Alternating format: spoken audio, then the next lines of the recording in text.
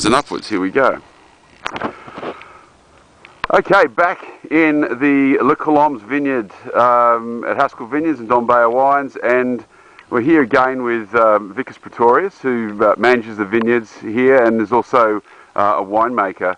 And as you see, we've got a row of Shiraz vines in front of us that were pruned a little earlier than the other vines. You see behind us where we haven't had bud burst in this vineyard. And Wikus, these vines have sort of jumped out of the ground in the last few weeks and need a bit of attention. What are you going to do? Well, as soon as the vines reach this stage, we'll start with suckering. And the basics behind suckering is just that we've got our spurs with the two buds that we left, but there's always a couple of extra buds that bud out and that we don't want. So we'll just go along the arm, look at each spur, and find our two buds and shoots that we're going to keep.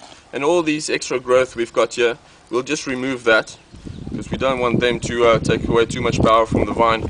So essentially what we want is on each spur we want our two buds, and then we might leave an extra spare one down at the bottom just to prune back next year.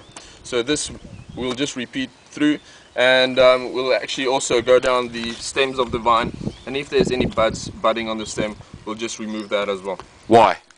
It's just we don't want any extra growth that can take away power of the vine.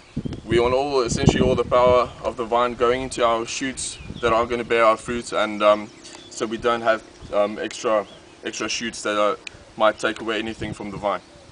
Terrific, and there's a little more evidence on the Dombeya Wines website about how you manage vineyards and go about making good wine.